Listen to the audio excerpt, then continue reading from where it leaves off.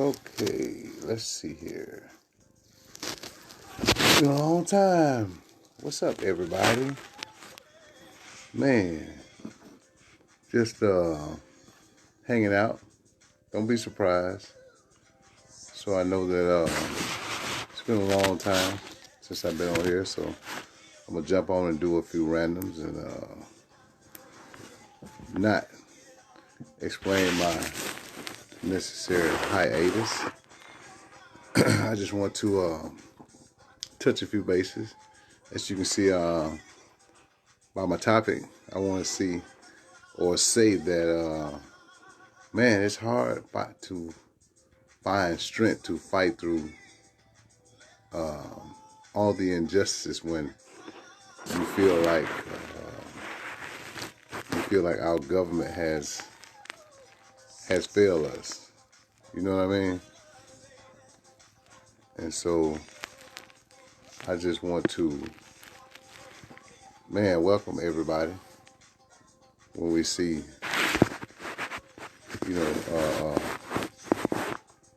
give people a few minutes to come on because it's been so long since I've been here.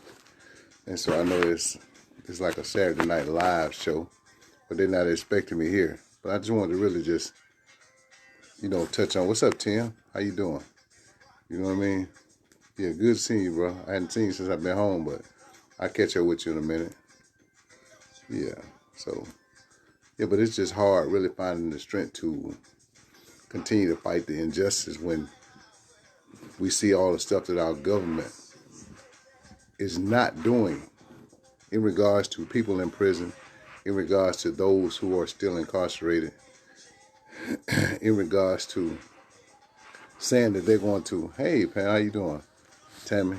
In regards to our kids going back to school, in regards to our communities providing the necessary resources for those who are, for the small black businesses. They're failing us on so many levels, man. And so one of the things I want to talk about is like how the school system, not just here in Mississippi, but across the nation, but especially in Mississippi, how the government has left it up to the local level. Hey, Raina, how you doing, Sheena? To the local level to figure out how they should go back to school. We have teachers who are going back to school who have children. So you're not sending the students back yet, but you're sending the teachers back. So that means that the teacher now has to find a babysitter in order for her to go back to school under a mandate where they're forcing the teachers to come back into the school early to get ready. And they're not consistent across the state. Some districts are doing this, some districts are doing that. So it's not being consistent. So they're forced to make decisions on a local level when our local leaders are not equipped to make that decision. What's up, Orlando? When I say not equipped to make that decision, this is a decision that should have been made on the federal level. The federal government should say, hey, we're not sending our kids back into a danger zone to where we're going to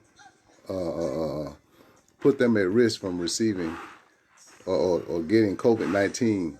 You know what I mean? And they can take it back to their home. So they should hold up, man, just like they're holding up everything else. That they should make the teachers wait at least until, or the whole school system across the entire nation until January at least, so everything could get back to a semblance of normalcy. In which I don't think that they really care. They're not even taking the initiative to say anything or to regulate that. But here we have a president sending the National Guard into state zones, telling them how they should run their cities, like in Portland. My biggest thing is the criminal justice system. There are so many guys who were waiting, who had spent 21 days in quarantine and was supposed to be coming home, like Eric German and Thomas or Zeno. I call him Zeno. I hate to get these guys real name, but they were waiting to come home. They spent their 21 days quarantine, and now all of a sudden they pulled their date. They had a date, an actual date that they were supposed to be home within the next 12 to 14 days, and all of a sudden the BOP pulled their date, said some kind of mandate came down from the federal government and where they're pulling their date and not allowing them to go home. So I think that's just one of the things that we have to be mindful of. There's so much going on in this country, man. It's hard to keep up with it. From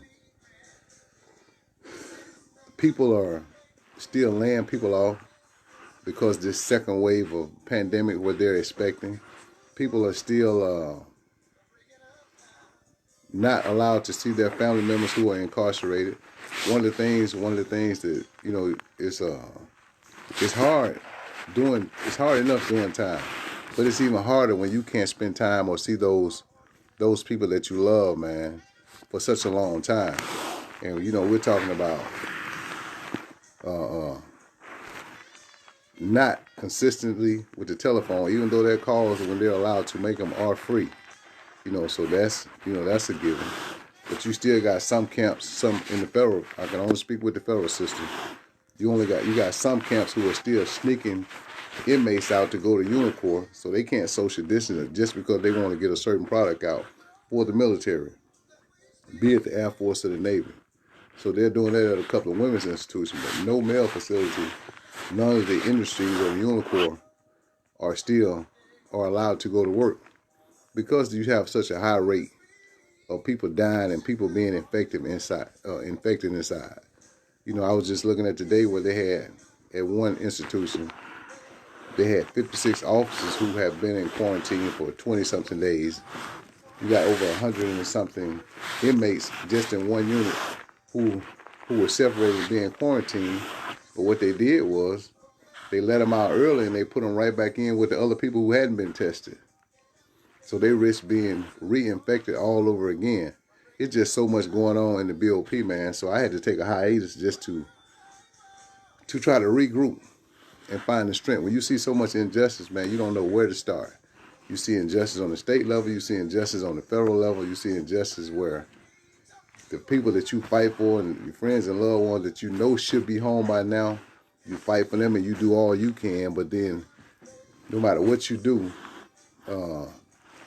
BOP staff taking it upon themselves to deny these people and forcing them to go on to the federal level just so they can keep these people in. One of the things that I noticed is that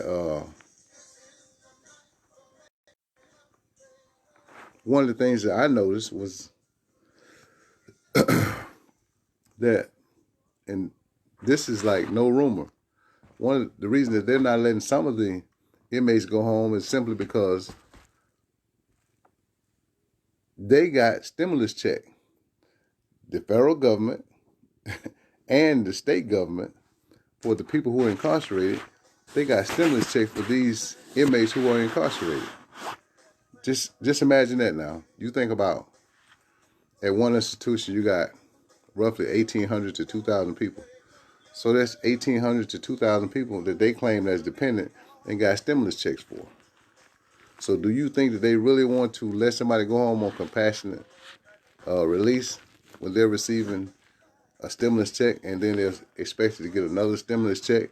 So they're keeping these people as long as they can in quarantine, in separated. So whatever they're doing, they're coming up with schemes. We're using their the new pattern score assessment to hold guys and to deny them relief. Because just as they're giving people out here in the world a stimulus check, they're giving the bureau in each institution a stimulus check for each inmate who's incarcerated. All you got to do is dig a little deeper, and you can see that. You know what I mean? This is no myth. This is no rumor. They're receiving the same check that people got, the stimulus check on the outside. And it was found out because me being formerly incarcerated was supposed to get a stimulus check.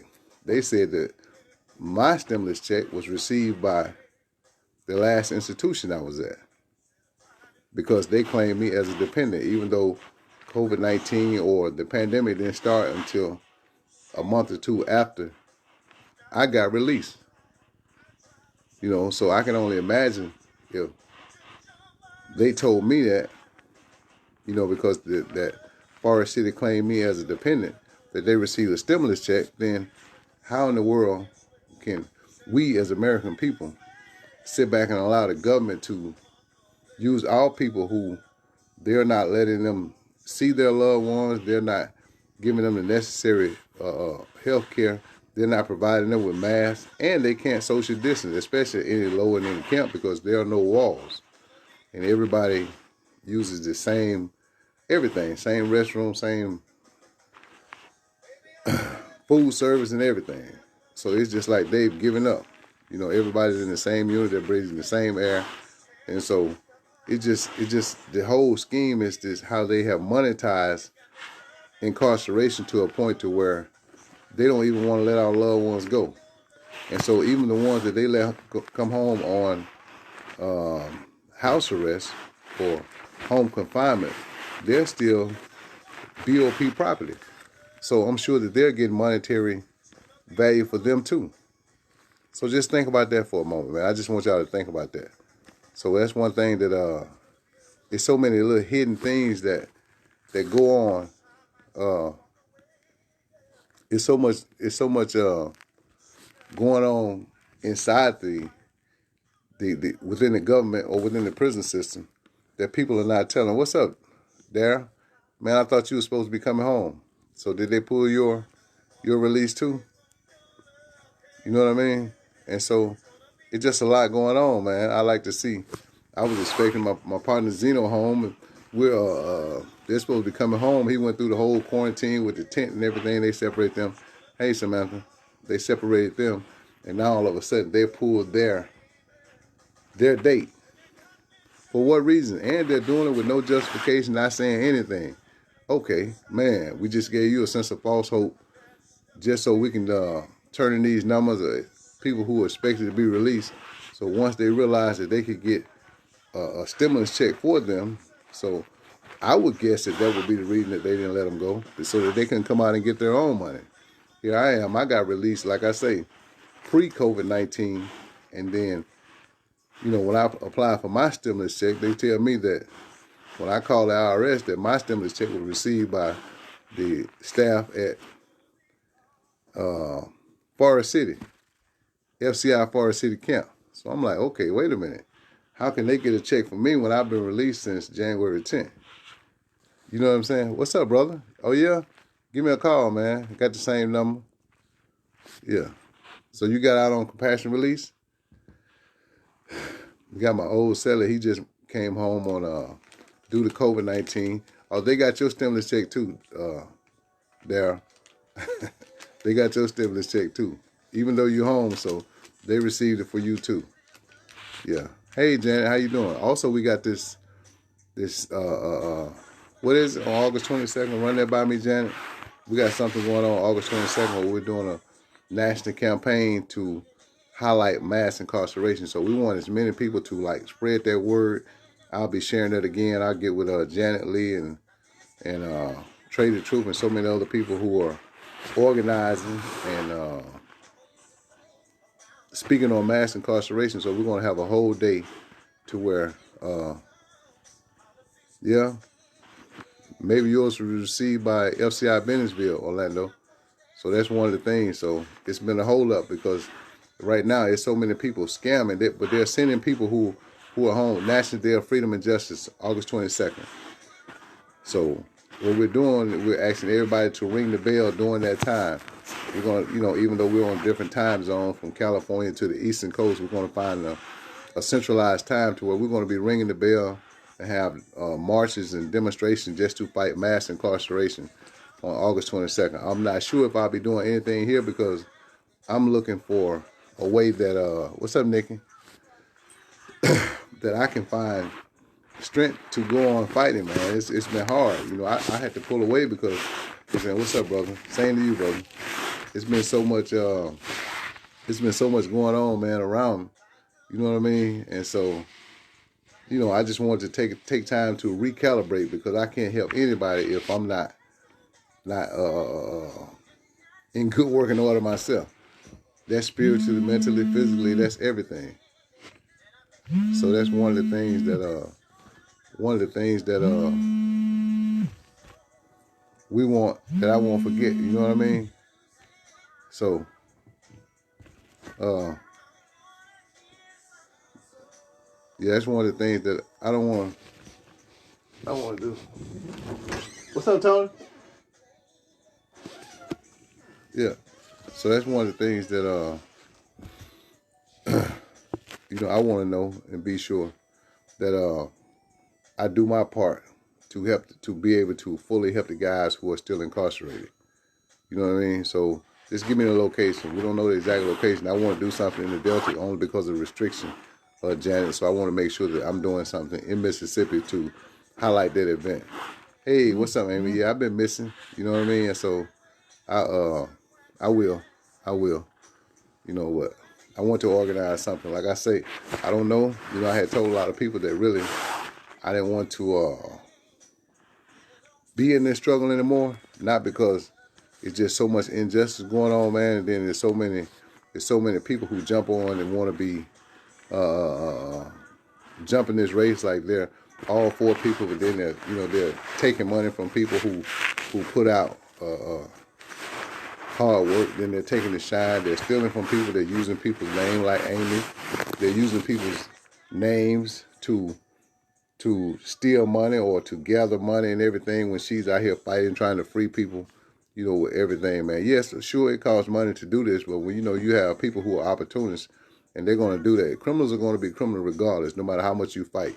So we have to be mindful of that, man. It's just kind of hard when you work with somebody and then you refer somebody to somebody and they end up taking advantage of different people who are in the struggle. Then it kind of weighs on you because you're wondering, like, how can me as a convict, miss the sign? What's up, John? How you doing? Looking forward to another interview soon. So what's up, Kent? How you doing? And so we just want to highlight. I just want people who are in the struggle, who are watching, to highlight some of the things that the injustices that are going on, so our viewers can look and listen, man. So I just want them to show or tell the people, like, some of the things that are going on within the state prison, within the federal prison, that we're missing. You got people like Latara Smith and Hanif Jones. They're still fighting. Janet Lee, Amy on the federal level, Enrica and everybody on the federal level. Ronnie Ostix and everybody who are still fighting, but they can't do this alone, man. But we're still fighting apart. I think August 22nd is going to give us a bridge or a transport to be able to fight holistically and together. If everybody join in, we're going to continue to spread that message. I haven't spread it like that, but one of the things that I do every Sunday, I get with James Jones and the Reinvention Center. So my cell with Sippy, I still have my YouTube channel, and everybody who hasn't subscribe or sign up. If you're watching this, make sure that you sign up on YouTube with Sale with Sippy to make sure, that you get some, like I'll be doing podcasts from there, and I'll be going live from there as soon as I get all the kinks worked out of everything. So I haven't done as much as that, but I have been doing work with the Reinvention Center and James Jones. So we've been bringing up different topics every week, and I also been with Daniel Barron, with the E-Town halls, because, we're just spreading, so many people have different messages to fight and help end mass incarceration, because it's really, really, it's really plaguing everything. I've been trying, you know what I mean? So that's the whole thing, so man, it's been crazy. I've been missing my people. Yeah, I'll make sure you share it. Everybody look at the link. So it'll be Janet Lee. You see, if you look at the Facebook, it's our National Day of Freedom and Justice. So we'll see. Let me make sure. I want to make sure. It's on August 22nd. That I know for sure. So make sure that you tune in and you join the fight. Hold on one second. Just trying to make sure that I get on to everybody. Okay. All right. Yeah. Hey, Lisa, Sam. Yeah. Okay. Another thing that's going on, what's up, Daniel? How you doing? Make sure you put your information in here too, Daniel. I want to put them on the E-Town Hall just to be sure. One of the things I've learned on that another thing, we had blackout, the National Day of Blackout, where we were supposed to spend our money, stop spending our money with these business who don't respect us. It's crazy. When I come back on the next slide, I'm gonna just bring the statistics. I like to show the statistics, so I want to post them and make sure. I want to post them in the comments and everything. But it's just amazing how they said the Chinese dollar stays with them 48 days. They said the white dollar stays with them 20 days. They said the black dollar only stayed with us a total of 6 hours. So you mean to tell me after we get paid, or after we got our stimulus check, or after we get any income, that the average total amount of time that our dollar stays within our community is $6. 6 hours. We're talking about 6 hours. So we're talking about people that go to work and get paid and get checks, that our money is not being spent with us. So it stays in our community a total of 6 hours. So that's from the time we get paid to 6 hours later, we spent the majority of our money with somebody else, somebody who doesn't look like us. So I want you to think about that. That's just one of the things that I want to highlight from my next live from Too Black. I'll still be doing live from my business page, Too Black. That's going to be my clothing line, and that's going to be my info page, to where I talk about different black issues that plague and affect us. So it's kind of hard to keep an iron in several fires when there's so many different fires burning around this country right now. You know what I mean? I feel I got nieces that teach school. I got my baby that teaches, that's a counselor at school, man. And it makes me nervous to even have them go back into the classroom, even though right now no students are going to be there. What are they doing? Are they preparing? They're not providing masks, and then they're telling the teachers that they got to get their own supplies to clean, to keep everything sanitized, and to keep everything to a point to where it's going to be safe for them to even work. When we're supposed to be, when you got a mandate that says, you're supposed to have a mask at every business that you enter into in the state. What's up, Kent? How you doing? Yeah, me too. So yeah, we got to do that, Kent. And so I've been like missing in action or on a personal hiatus. I went to see my kids in Indiana. You know what I mean? So I had some personal things going on with me. I'm still trying to find a solid employment during this pandemic. I'm still trying to find the necessary resources so I can continue to keep fighting for people. One of the things that I'm doing, I'm partnering with a couple of organizations. I'm going to put together care packages for people who are going to be, coming outside. We're going to be newly released from prison. So, Dal, if you need anything, get with me and I'll try to get you something out there. I know your size, so we can get you some clothes or whatever, some care package, or I can put you in contact with some people. I'm not sure. I'm not saying that you need it or anything, but if you do, reach out to me, and let me know, man, so I can try to get you something out there. If it's just some shirts, pants, and just some hygienes and everything that you may need. Because that's one of the things that I was missing when I came home. If it hadn't been for the people who love me, that were able to help me get back on my feet, man, I would have been drowning in a sea of despair. So that's one of the things that we want to do. Another thing that I wanted to mention about is that, man, we have to continue to practice social distancing, man. We got people going to parties and they're infecting whole houses, man. They don't know who came there sick, but then we have people, man, that are infecting whole houses, man. You pass by, even here in Mississippi, in this rural town of Mississippi, man, you see people they're still partying, man, like it's like nothing has happened. You know what I mean? What are we thinking? We see people, you go into the store, even though it's supposed to be mandatory that you're supposed to be in the store, the management is not enforcing that. They don't care. They just want to see you spend your money. They don't care if you get sick. They don't care if your child gets sick or anything, man. I got my niece who's watching right now, so she's on quarantine right now. So I don't know, she, so man, I pray for her. I worry about her, but she's getting better because she's been bugging me. Ain't that right, Rashida? But I love her to death, man. But we still have to, we have to be safe in how we interact with people. You know what I mean? We got to protect ourselves, man. We just can't let everybody.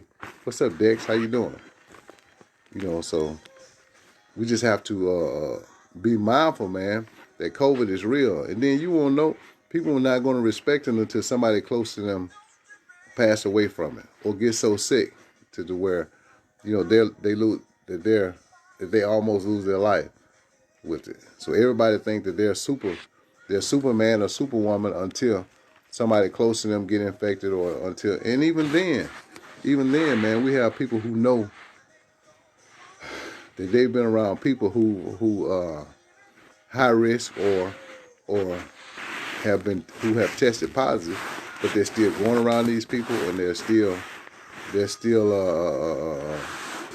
acting like they can't be infected.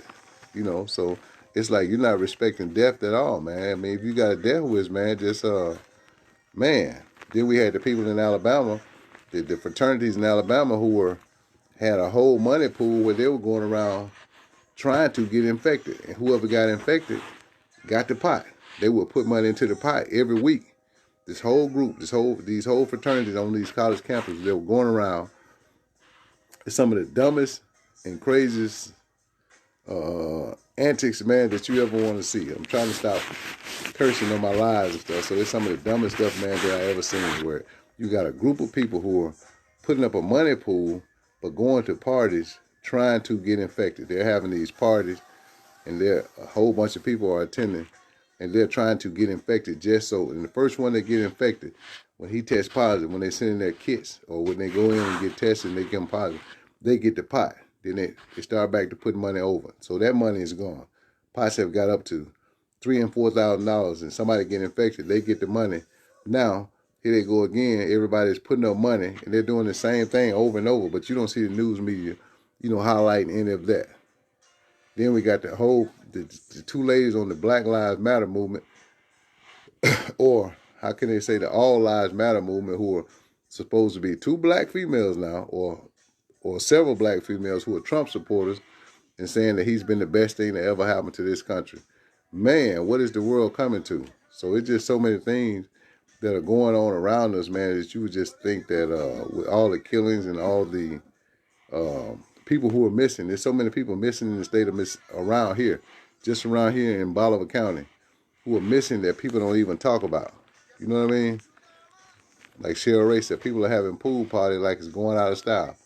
They still having open concerts, so people are not respecting what's going on around you. So it's going to be incumbent upon you to protect yourself and to protect your whole family from whatever's going on around you, man. Just to be safe. You know what I mean? Especially if you have kids and you got family members who are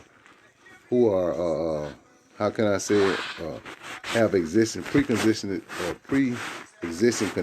that would make them susceptible to catching COVID-19. And then we have several students that were doing a test. I don't know, it was somewhere in Indiana, but they were sending in the test kits in, filming it through the whole thing. When they received the test, just open them, closing them, repackage them, and send it in. And they're sending it back to them saying that their kit tested positive. At least 4 out of 10 that sent those in, I think they're sending like 40 or 50 from several different places. They're sending them in to get tested, and they're sending them back saying that they're tested positive. And the only thing they did was open the package, reseal it, and send it back out. I'm going to get that information too, and I'll make sure that I post it on Facebook before the week is out. But it's just so many things, there's so many sick things going on in the world in relationship to prisoners, in relationship to our community, in relationship to black and white people. Now, it just seems like the whole world is going mad with everything going on around us.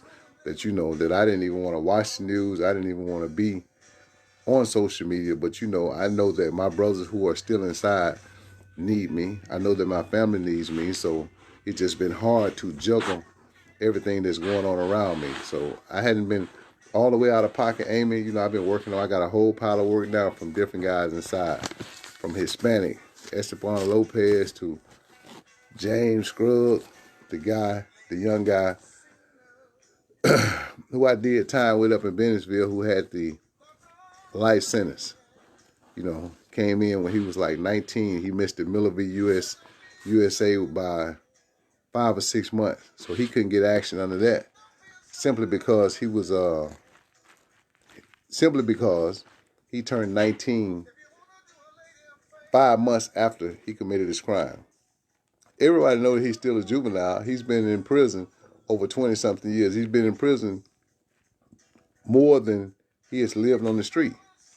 So as a juvenile, he received a life sentence. There's no way that anybody, you know, you can't even buy liquor until you're 21, but you can give a 19-year-old or 18-year-old a life sentence. You know what I mean? I'm not saying that some of them are not committing heinous crime, but you know, it's just their mind is not fully developed. And in no way I'm condoning anybody who commits a violent crime or anything. I'm just saying the punishment should fit the crime. And I just think sometimes when a teenager, I know teenagers who came in the feds, who are still in the feds, that were with people. And everybody know relevant conduct in the federal system will get you a life sentence.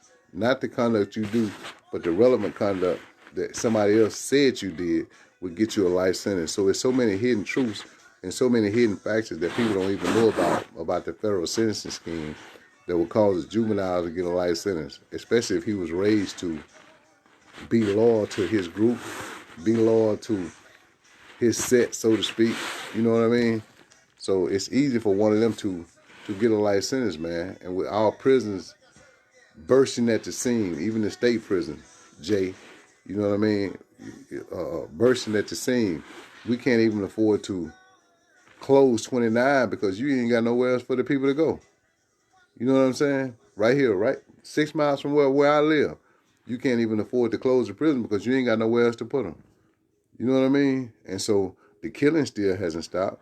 The death still hasn't stopped. So what did it change? What did it change? What did all your laws and stuff change? Then here you got Governor Tate Reeves vetoing 2123 that would have cut the prison population down at least by 30 to 35%. You vetoed the bill because the bill would have freed at least the 60% of people, over 60 to 65% of people that would have been freed were African American. But you vetoed the bill. And you got people who have, where they doing double jeopardy, where they're charging them with the habitual statute. When you do 2 crimes of like nature after committing one, on your 3rd crime, you can get caught with a sneaker, and they say you stole it, and you can get a life sentence for that. See what I'm saying? So they erroneously are charging people with the habitual statute. If you look at it, 80 to 85% of the people who are serving the habitual statute are African American men. You know what I mean? So I was watching this documentary, it was just showing how after slavery, how the South enacted all these, they used the 13th Amendment to re-enslave us, just like the documentary 13 said. And so it was just showing how they were taking what would be outrageous misdemeanor laws anywhere else and giving these people 14 and 15 years and even life sentences in prison for vagrancy or loitering or anything to enslave us so that they could still get free labors from us. And they were locking us up. So for 80 straight years, man, they had an all-out assault on us as African American men in Mississippi, Louisiana, Alabama, most of the southern states, but they were using the 13th Amendment to still re-incarcerate us or to re-enslave us. I shared that on my 2 Black page. I want you to go and watch that. It's a must watch. It just shows how all the southern states after slavery, they didn't want to let that free labor go, so they came up with laws designed to put us in prison. That's how the Mississippi prison population of parchment grew. That's how Angola became one of the largest prisons in the United States.